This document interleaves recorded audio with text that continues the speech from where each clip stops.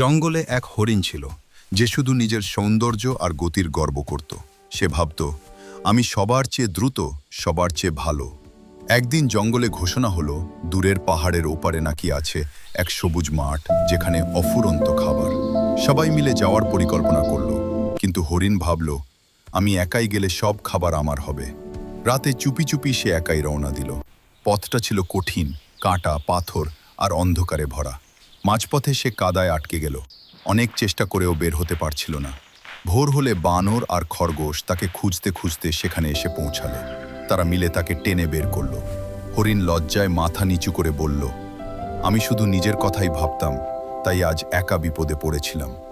সবাই হেসে বলল, জঙ্গলে একা কেউ শক্তিশালী না, একসাথে থাকলেই শক্তি।